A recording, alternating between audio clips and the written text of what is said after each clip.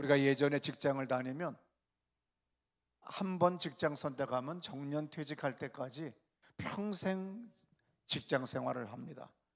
일모작 인생이라고 그래요.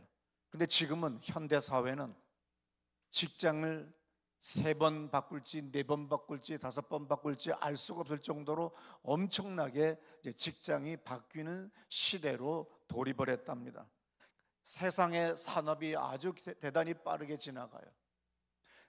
가장 빠르게 지난다고 하는 걸 제가 느낄 수 있는 것이 저의 세대입니다. 타이프도 치지 않았어요. 제가 대학교 다닐 때는 그냥 펜으로 레포트를 써서 냈습니다. 조금 부자는 타이프 쳤지요. 그러나 그것도 없었어요. 그러다가 나중에 타이프, 그 다음에 워드 프로세스, 그 다음에 컴퓨터까지 해서 끝없이 발전합니다. 통신도 얼마나 어렵습니까? 신설동에 가면 전화국이 있어요. 거기는 수백 명 아니면 어떤 데는 1000명 이상의 전화 교환원이 있어서 전화가 오면 하나하나 교환해 줬습니다. 시대가 바뀌면서 디지털 시대가 됐어요. 자동으로 되기 때문에 많은 직원이 필요하지 않습니다. 그래서 모든 전화국들이, 건물들이 임대로 나오게 돼요. 그만큼 세상은 엄청나게 빨리 지나가다 보니까 이제 직업도 20년, 30년 한 직업을 유지할 수가 없습니다. 끊임없는 직무 연수, 그 다음에 끊임없이 새로운 공부와 지식을 배우지 않으면 도태될 수밖에 없는 것이 오늘 현대인의 삶입니다. 우리가 대표적으로 신문 뉴스에 보도되는 내용이 뭐지요? 갑질을 당했다 하는 말입니다. 어떤 힘 있는 사람 때문에 우리가 살아가다가 갑질 당하는 거죠. 그때 그 수치와 수모를 당한 것은 겪어보지 않은 사람이 말할 수가 없어요. 더군다나 젊은 애들이 하극상이 돼가지고 50이 넘은 것이 60이 넘은 것이 이런 짓 하고 자빠졌냐 하는 소리를 들었을 때 막 분노가 치밀어 오르면 너는 안 늙냐? 너 늙고 죽는 걸 내가 한번 버리라고 하는 마음도 가질 때가 있어요. 그러므로 이 땅에 살아갈 때 잔머리 돌리고 힘 좀 있고 젊었다고 갑질하지 마세요. 돈 있다고 갑질하지 마세요. 언젠가 처참하게 하나님으로부터 당하는 날이 오면 그건 피할 길이 없어요. 내가 인간에게 당한 것은 때가 되면 내가 피할 길이 있고 피할 때가 있어요. 근데 하나님으로부터 온 것은 피할 수가 없어요. 그래서 우리는 늘 이 땅에 살아갈 때 겸손하게 살아가야 됩니다. 오늘 우리가 이렇게 세상이 빡빡하게 살아갈 수밖에 없어요. 그래서 우리 존재 자체가 수많은 것들로 압박을 당하고 있습니다. 대표적으로 오늘 본문에 등장하는 에스겔이 바로 그러해요. 25살 젊은 나이에 제사장의 아들입니다. 제사장의 아들은 대를 이어 제사장이 돼요. 그래서 어릴 때부터 제사장 전승에 대하여, 성전 전승에 대하여, 역사적인 모든 전승에 대하여 많은 공부를 해박하게 했습니다. 그런데 오늘 우리 유대인만이, 이스라엘 사람만이 하나님 앞에 선택받은 선민인 줄 알았는데 오늘 한국 사람들의 표현 양식으로 보게 되면 오랑캐, 저 외놈들한테, 저 중국 북한, 저 북쪽의 오랑캐한테 하루아침에 점령당하고 엄청난 노예 같은 삶을 살아가게 되는데 거기서 끝나는 게 아니라 끌려가요. 왕은 2 눈이 뽑혀서 쇠사슬에 묶여서 끌려갑니다. 그리고 제사장 가문, 그 다음에 그 외에 수많은 귀족들, 수많은 지도층 계급의 가족들이 엄청나게 끌려서 동쪽으로 1000km 떨어진 바벨론 지역으로 끌려갑니다. 그래서 그 바벨론의 그발 강가, 오늘날의 용어로 하면 텔아비브라고 하는 동네에 끌려와서 거기서 속절없는 삶을 살아요. 이 피난 생활도 아니죠. 이 노예 생활이, 이 포로 생활이 언제 끝날 것인가 암담합니다. 분노가 가득 찹니다. 그런데 중요한 건 같이 끌려간 백성들이 신앙이 사라져요. 그러면서 제사장 가문을 향하여, 왕족 가문들을 향하여 손가락질을 하고 덤벼들기 시작합니다. 하나님이 살아계시다고 한다면 우리가 왜 선민이라면서 이렇게 우리가 비참하게 끌려와서 당해야만 되느냐? 전능하신 하나님이라면서 왜 우리가 이렇게 살아야만 되느냐? 그러면서 제사장들에게, 종교인들에게, 오늘 직업적 종교인들에게 향하여 계속 사람들은 대적하고 싸움을 걸고 시비를 걸고 그리고 죄악을 향하여 달려갑니다. 이때 이 젊은 25살에 26살, 7살, 8살, 9살, 이제 드디어 30살이 된 이 에스겔은 분노로 가득 차 있어요. 그야말로 눈이 하얗게 뒤집어지고 창자가 뒤틀려요. 정말 개거품이 날 정도로 소리 지르면서 기도하고 외치고 싸우고 토론을 해도 이길 수가 없는 현실입니다. 이럴 때에 에스겔 1장 1절에 아주 놀라운 경험을 합니다. 제 30년 4월. 왜냐하면 25살에 끌려갔었잖아요. 그때부터 25살, 6살, 7살, 8살, 9살, 드디어 30살 때 하늘문이 열리고 하나님의 영이 임하는 것을 경험합니다. 들어보세요. 30째 해 넷째 달 초닷새에 내가 그발 강가 사로잡힌 자 중에 있을 때에 하늘이 열리며 하나님의 모습이 내게 보이니 여호와긴 왕이 사로잡힌 지 5년 그달 초닷새라. 갈대아 땅 그발 강가에서 여호와의 말씀이 부시의 아들 제사장 나 에스겔에게 특별히 임하고 여호와의 권능이 내 위에 있으니라. 네, 에스겔의 상식으로는 하나님은 예루살렘 성전 거룩한 땅 그곳에만 계신 줄 알았어요. 그런데 오늘 여기가 어딘지도 모르는 난생 처음 끌려온 이 땅에, 이 나라에, 이 오랑캐의 땅에, 이 외놈들의 땅에 하나님이 오셨다니, 내가 어디 있는지를 어떻게 알고 왔단 말이냐. 이 충격은 말할 수가 없어요. 그래서 그 하나님의 임재의 경험을 한 이 에스겔이 수많은 예언적인 행위 예언, 상징적인 예언들을 통하여 하나님의 말씀을 전하는 사람으로 바뀌고 총 48장에 걸쳐서 3대 예언서 중에 하나인 에스겔서를 기록한 사람이 됐습니다. 에스겔은 제사장의 아들이고 자신도 제사장직을 수행을 해야 됩니다. 그런데 아까도 말씀드렸듯이 사람들은 강팍하고 완고하고 완악합니다. 그리고 대듭니다. 그러면서 하나님이 살아계신다는데 왜 우리나라는 망했냐? 하나님이 살아계셨다면 왜 우리가 여기까지 끌려와야 되냐? 니들이 얼마나 제사장 가문이, 너희들이 왕들이 얼마나 거지 같은 짓을 했으면 우리가 이렇게 살아야 되느냐? 이런 사람들한테 어떻게 말씀을 전하고 어떻게 하나님 앞에 예배드리자고 하겠어요? 어떻게 기도하자고 하겠어요? 에스겔이 주의 말씀을 전하면 너나 믿어라 이 자식아, 기도합시다 그러면 너나 기도해라. 그러면서 사람들은 아주 냉소적이었어요. 그러니 에스겔이 이 스트레스는 말로 표현 못해요. 하나님에 대한 원망도 조금 있어요. 백성들에 대해서 오는 그것도에 대한 원망도 있어요. 자기 아버지에 대한, 저 왕에 대한, 그리고 수많은 오늘 자기들을 정복하고 있는 이 바벨론 제국에 대한 이 적개심, 이 수많은 것들이 오늘 이 에스겔에게 있기 때문에 나중에 어떤 사람은 이렇게 얘기해.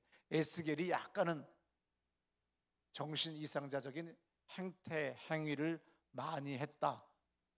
그 정도로 그 에스겔 48장까지 읽어보면 정말 별 신기한 해괴망측한 예언 행위를 해요. 그게 내가 늘 얘기하죠. 오늘 하나님이 말씀하세요. 너는 네 몸에 있는 모든 털을 다 깎아라. 그래서 자기 몸에 머리, 털, 수염, 그래서 이제 잘라서 어떻게 해요? 3등분으로 나눠서 그 다음에 날려서 칼로 쳐라. 그러면서 주님은 말씀을 하시는 거예요. 예언적인 행위를 하나하나 하는 것들이 아주 에스겔에서 나오는데 이것을 우리가 해석한 것을 읽어보면 너무나도 하나님의 역사하심이 얼마나 오묘하고 하나님의 그 예언적인 행동하게 하시는 그 행동이 얼마나 뛰어난지 몰라요. 그러면서 하나님이 이렇게 말씀해요. 나 이제 말씀 전하지 않겠어요. 나 예언 안 합니다. 우리가 예언했는데 이렇게 끌려왔고 이렇게 우리가 비참하게 노예 같은 삶을 삽니다. 나 이제 안 해요. 아마 우울증이 아마 심했던 것 같아요. 그래서 혼자 방에 처박혀 있는 거예요. 그랬더니 또 주님의 음성이 들립니다. 에스겔 3장 4절에 뭐라고 하시느냐면 내게 이르시되 인자야 이스라엘 족속에게 가서 내 말로 그들에게 고해라. 5절 너를 방언이 다르거나 말이 어려운 백성에게 보내는 것 아니다. 여러분 우리가 300년 전 조선시대로 가면요 우리 언어가 달라요. 말이 달라요. 우리가 완전히 사투리 쓰는 사람들 제주도 저쪽 어디나 깊은 어디 지방에 가면 방언이 다르잖아요 전부 다. 그러면 이게 안 통해요. 그러면 우리 사람이 아니야 이방인이야. 방언이 달라. 그래서 너 방언 다른 사람한테 보낸 거 아니야. 너를 이방인에게 보낸 거 아니야. 너는 너의 민족 같이 끌려간 그 사람들에게 전하는 거니까 나가 전해라. 어려운 말 아니야. 6절 너를 방언이 다르거나 말이 어려워 네가 알아듣지 못할 열국의 다른 나라에 보내는 거 아니야. 내가 너를 그들에게 보냈더라면 그들은 정녕 너의 말을 들었을 거다. 근데 요 싸가지 없는 너의 동족 얘들한테 내가 같은 언어를 하는 같은 사고를 가진 같은 문화를 가진 그 사람들한테 보내는 거니까 가서 전해라. 지금 그렇게 얘기해요. 그랬더니 에스겔 3장 7절부터 9절입니다. 들어보세요. 그러나 이스라엘 족속은 이마가 굳고 마음이 굳어 내 말을 듣고자 아니하리니 이는 내 말을 듣고자 함이니라. 보라 내가 그들의 얼굴을 마주보도록 내 얼굴을 굳게 하였고 그들의 이마를 마주보도록 내 이마를 굳게 하였으되 내 이마를 화석보다 굳은 금강석 같이 하였으니 그들이 비록 반역하던 족속이라도 두려워하지 말며 그들의 얼굴을 무서워하지 말라 하시니라. 여기 중요합니다. 오늘의 본문이 이 3장 7절부터 말씀이죠. 여기 굳게 한다, 굳게 한다. 이 굳다라고 하는 말이 계속 여러 번 나와요. 에스겔이라고 하는 말은 예헤제키엘이에요. 히브리 말로 그대로 얘기하면 예헤제키엘. 하나님이 강하게 하신다 그 뜻이에요. 그래서 이 강하다, 굳게 해준다, 마음을 굳게 한다고 하듯이 아니면 무엇이 굳게 한다듯이 굳게 한다고 하는 이 말이 에스겔의 이름에 있어요. 그래서 오늘도 여기에 성서 해석학자들은 이것을 언어유희라고 이렇게 표현을 해요. 그래서 일부러 더 우리에게 의도적으로 더 강조하기 위해서 굳게 한다, 굳게 한다. 너의 이마를 금강석 같이, 금강석이 뭐예요? 다이아몬드 같이 굳게 해주겠다는 거예요. 왜? 너무나도 강평하고 완악한 사람들이 너무 많기 때문에 네가 머리를 들 수가 없지, 입을 벌릴 수가 없지. 그러하니 내가 너에게 너의 이마를 굳게 해주겠다. 얼만큼 굳게? 아예 다이아몬드 같이 굳게 해주겠다고 하는 거예요. 얼마나 놀라워요. 다시 한번 7절부터 들어보세요. 그러나 이스라엘 족속은 이마가 굳고 마음이 굳어 내 말을 듣고자 아니하리니 이는 내 말을 듣고자 아니함이니라. 보라 내가 그들의 얼굴을 마주 보도록 내 얼굴을 굳게 하였고 그들의 이마를 마주 보도록 내 이마를 9절입니다. 내 이마를 화석보다 굳은 금강석 같이 하였으니 그들이 비록 반역하는 족속이라도 두려워하지 말며 그들의 얼굴을 무서워하지 말라 하시니라. 우리나라 말로 금강석이 뭐예요? 다이아몬드예요. 다이아몬드 칼만이 다른 돌을 쪼갤 수 있고 쇠를 쪼갤 수가 있잖아요. 그러니 네 이마를 그렇게 강하게 해주겠다. 오늘 우리가 살아가는 이 세상도 그만큼 힘들어요. 그렇기 때문에 하나님이 굳게 해주신다고 하면 하나님 내 이마도 그렇게 좀 다이아몬드로 만들어주세요. 내 마음도 다이아몬드로 만들어주세요. 그래서 어떤 놈이 갑질을 할지라도 내가 믿음으로 밀어붙이고 나가겠습니다. 이게 지금 에스겔의 마음이고 또한 오늘 이 땅에 살아가는 우리들의 마음입니다. 하나님은 각각 사람들에게 험한 세상을 살아갈 필요할 힘과 은사와 재능들을 주셨어요. 안 주고 뭘 하라고 하지 않아요. 이 땅에 우리를 태어나게 하셨으면 분명히 우리가 살아가는 그 과정 속에 하나하나의 연단들을 이겨나가면 정확한 장소에 어떤 사람을 예비해 놨어요. 근데 우리가 처박혀 있고 우리가 딴짓을 하고 우리가 다른 곳으로 가기 때문에 육신의 정욕과 안목의 정욕과 이생의 자랑을 쫓아가기 때문에 우리 인생이 되는 게 없는 것 같이 보이는 거지요. 정말 인생은요 너무나도 재미있어요. 내가 기도하고 감동을 받고 나가면 하나님은 한 걸음 한 걸음 갈 때마다 기적 같은 놀라운 만남을 주십니다. 그래서 방에 앉아서 처박혀 기도만 하고 자빠져 있지 말고 기도한 만큼 이상 나가서 움직여야 돼요. 근데 사람들이 움직이지를 않아요. 주인이 주실 거라고 예배당에만 처박혀 있는데 아닙니다. 제가 비닐하우스 교회에서 철거당했어요. 그리고 1990년 5월 첫째 주에 왕십리 지하에 왔습니다. 그런데 이 건물 주인이 3천만 원을 달래요. 그 지하를 쓰려면. 그 지하 들어갈 수도 없어요. 그래서 2층에 요거 반밖에 안 되는 조그만 교실, 정말 페인트 칠도 안 돼 있는 정말 보잘것없는 방에 가서 예배를 드립니다. 지하에 물 나지만 3천만 원을 내면 그거 물 다 막아주고 새로 뺑기 칠해준다는 거예요. 3천만 원이 어디 있겠어요. 근데 나는 늘 걸어다니면서 기도합니다. 어떻든 간에 에스겔 3장 1절이 중요해요. 왜 그러냐면 인자야 너는 받은 것을 먹어라. 너는 이 두루마기를 먹고 가서 이스라엘 족속에 고하라. 2절 내가 입을 벌리니 그가 그 두루마기를 내게 먹이시며. 이 얼마나 놀라운 거예요. 에스겔의 말씀 체험 중에서 가장 놀라운 체험이 하나님의 말씀을 옛날의 성경은 여러분 오늘같이 책이 아니고 두루마리예요. 그래서 그 두루마리가 양쪽에서부터 다 피면 저기서부터 여기까지예요. 키도 내 키만큼 돼요. 더 큰 것도 있어요. 그래서 양쪽 똑같이 둘둘둘둘 말아가지고 필 때는 양쪽을 이렇게 똑같이 다 피죠. 그래서 유대 회당 시나고그에 가면 그것을 딱 보관한 방, 그걸 가장 성스러운 방으로 인정을 합니다. 그래서 유대인 제가 회당에 갔을 때 그걸 보여줬어요. 내 키만한 두루마리, 양의 껍데기나 아니면 양피지나 뭐 여러 가지로 만들었는데 거기에 구약 다 들어있는 거죠. 이 두루마기를 주님이 상징적으로 환상 가운데 주니까 받아 먹었어요. 그러면서 하나님이 네 창자에 가득 채워라 그랬어요. 정말 가득 채웠더니 놀랍게도 그것이 달아요. 3절에 들어보시겠어요? 내게 이르시되 인자야 내가 내게 주는 이 두루마리를 내 배에 넣으며 내 창자에 채우라 하시기에 내가 먹으니 그것이 내 입에서 달기가 꿀 같더라. 험악한 세상을 이길 수 있는 비결은 뭡니까? 말씀을 먹어야 돼요.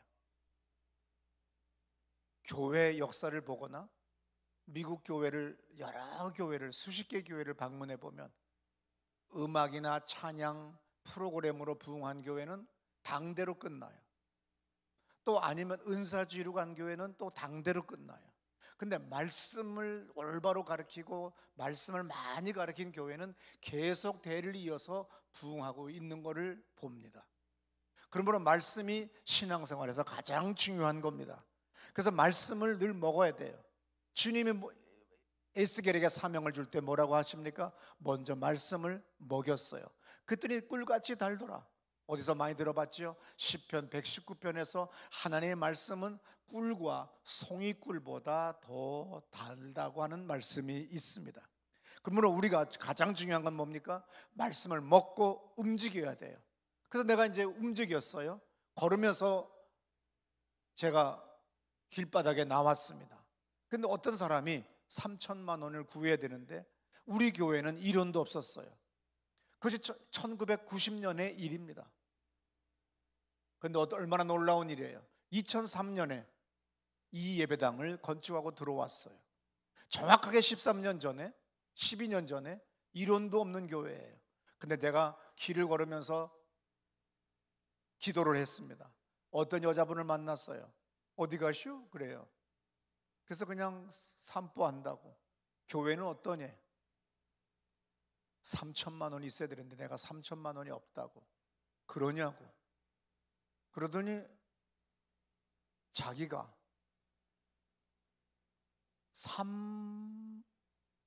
나중에 그분이 얘기해요. 300만 원. 남편 몰래 땅 판 것이 있어가지고 그 땅 팔아놓은 걸 저기 청량리 로타리 동일극장 자리가 한국투자신탁인데 거기다가 맡겨놨대. 그런데 운전기사를 불러서 거기 가서 찾아와라. 그러면서 나에게 거기서 11조 300만 원만 주려고 했는데, 그래서 300 하려고 했는데 주님께서 3천으로 돌려버렸어요. 그때 이 사람이 뭐라고 했냐면 아우 요놈의 주둥이 이랬대요. 그렇지만 이왕 말 나온 거 3천만 원을 빌려주겠다. 이자는 없다. 기간도 없다. 되도록이면 빨리 다오 그러더라고요. 그래서 제가 지하로 간 거예요. 나는 그래서 항상 움직입니다. 끝없이 다닙니다. 그러면서 기도합니다. 제가 여기서 기도하더라도 나는 여기 서서 기도하지 않아요. 계속 움직이면서 기도해요. 무릎 관절도 좋아집니다. 허리 관절도 좋아집니다. 운동도 되고 근력도 생깁니다. 그러면 여러분들 버스 타고 다니면서 하세요. 한번 남선교회 주최로 한번 기도를 해보세요. 어떤 기도냐? 모든 교인들이 아침에, 토요일 날 아침에 다 와서 기도를 해요. 그리고 맛있는 떡이나 뭐를 해서 다 선물을 줘요. 그리고 모든 교인들이 무조건 내부순환도로 아니면 외곽순환고속도로, 제2순환고속도로 어디든 간에 2시간만 달려라. 그리고 할머니 할아버지들은 골목골목을 달리면서 이 빌딩, 이 집, 이 건물, 이 옥탑방, 이 지하방에 새 사는 사람들까지 우리가 축복합니다. 우리 교회에 오게 하시고 또 예수를 믿는 사람들이 되게 하셔서 저들의 동네 가게 하시고 이 서울과 경기에 놀라운 부흥의 물결이 일어나서 교회마다 부흥되게 해 주옵소서. 언젠가 미국 북부 지역의 유명한 목사님이 쓴 책에 거리를 그리고 비행기를, 미국 사람들은 자가용 비행기, 자가용 헬리콥터가 많아요. 경비행기서부터 제트 비행기까지. 그래서 그 목사님은 우리가 살고 있는 이 도시를 예수의 이름으로 기도하자. 그래서 자가용 있는 사람들은 땅을 다니고 비행기 있는 사람들은 위로 날아가라. 그러면서 내려다보는 보는 모든 것들을 축복하고 오게 하자 그랬어요. 우리는 그냥 내부순환도로 외부순환도로 항상 하는 거예요. 저는 길을 가다가도 항상 어떻게 합니까? 저 빌딩 건물 우리 교회에 오게 해주세요. 얼마나 놀라운지 몰라요. 어느 날 한 여자분이 우리 교회에 등록하셨어요. 제 방에 인사 오셨습니다. 어디 사세요? 그랬더니 요 근처예요. 여기가 어딘데요? 했더니 네 여기에. 내가 여기 다 알아요. 나이가 여기 수십 년 살았을 했더니 성곡학교 옆이에요. 그럼 내가 더 잘 알지요. 그랬더니 우리 학교, 내가 꿈꿨던 저쪽에 옛날에 이 예배당 짓기 전에 그쪽에다가 예배당을 건축하려고 그랬었어요. 그래서 축대 아래로 길에서 그대로 들어가고 지하에, 그 다음에 숲에 이 창문이 있고 저 숲이 45도 각도의 산이니까 내가 여기서 설교하면 여러분들은 산을 바라보면서 단풍 떨어지는 걸 보면서, 목사 설교가 재미없으면 잠자면서 아니면 시를 쓰면서 예배가 소풍호처럼 아름다운 예배가 되려고 하는 것이 꿈이었는데, 어떤 사람이 건물을 짓는 거야.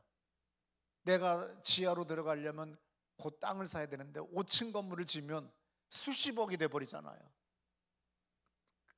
욕했다가 축복했다가 욕했다가 우리 교회 나오게 해주세요. 내 모든 기도 제목은 여의도 근처를 강변도로 강북도를 달리면 저는 창문을 열고 계속 사진을 찍습니다. 그리고 부동산업하는 교인들, 사업하는 교인들한테 사진을 줘요. 내가 사진을 찍으면 멋있잖아요. 잘 찍잖아요.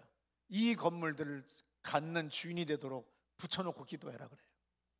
근데 그 사람이 우리 교회에 등록한 거예요.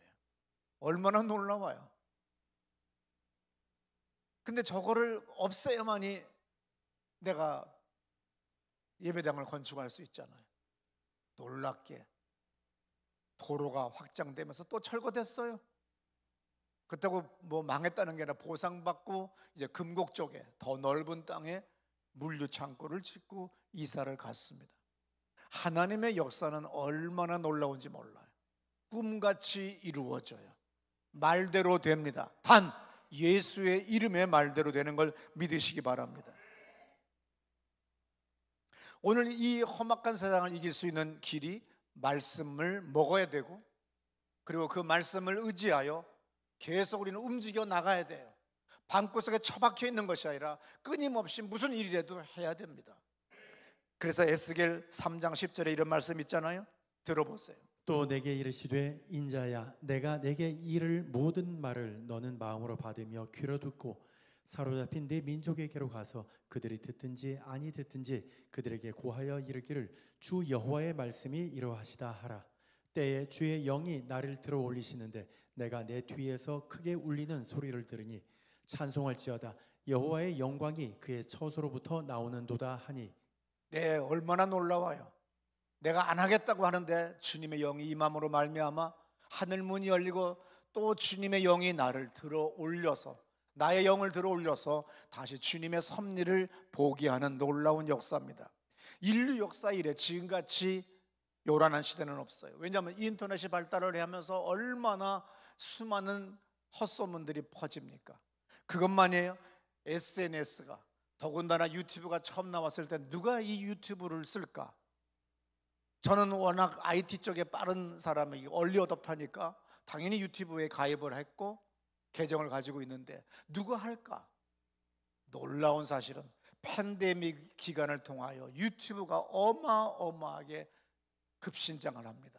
그러면서 이 아류의 수많은 업체들이 나오면서 모든 인간들은 누구나 다 뭘 하죠? 1인 방송국을 가지고 있는 거나 마찬가지, 1인 언론을 가지고 있는 거나 마찬가지. 확인하지 않고 오직 내 생각대로, 나의 편견대로 끝없이 토해내는 시대예요. 이때 내가 주제 파악 없이 살면 우리는 휘말려 들어갈 수밖에 없습니다. 우리가 흔들리는 이유가 뭐냐? 제대로 모르고 단순한 현상이나 뉴스만 보기 때문에 흔들린다는 거예요. 보려면 전체를 보는 안목을 가지라는 거예요. 아무쪼록 거의 모든 내용이 뭡니까? 폭로, 비방, 악담, 선동, 거짓말이에요. 로마서 1장 29절부터 보게 되면 육체의 일이 나오는데 거기 나오는 모든 일들이 지금 오늘날의 모든 SNS상, 모든 1인 방송 매체를 통하여, 1인 언론을 통하여 오늘 할아버지 할머니까지 이러한 세상에서 성경은 우리한테 말씀을 해요. 뭐라고 하느냐? 베드로후서 1장 10절에서 굳게 하라, 계시록 2장 25절에서 굳게 잡아라, 계시록 3장 11절에서 굳게 잡아 아무도 네 면류관을 빼앗지 못하게 하라. 베드로전서 5장 12절에서 마지막 절에 뭐라고 써 있어요? 굳게 서라. 요동치 말고 굳게 서라는 거예요. 새들 중에서 가장 무서운 새가 뭡니까? 가장 강력한 새가 뭐예요? 독수리예요. 근데 새 중에서 가장 머리가 좋은 새가 뭐죠? 까마귀예요. 까마귀 다음에 까치라죠. 사람들 거를 흉내를 낸대요. 까치는 놀랍게 발전기가 되면 사람들이 자전거를 타고 가면 막 와서 쫀대, 머리를. 근데 특별히 대머리를 쫀대. 그래서 까치들이 달려오면 빨리 서서 절대로 달리질 말라는 거예요. 그리고 쓰면 까치가 돌아간대. 근데 까마귀는 얼마나 놀랍냐면 먹을 것, 호두 같은 걸 잡았어요. 그럼 높이 올라가서 떨어뜨린대. 부서지도록. 얼마나 놀라워요.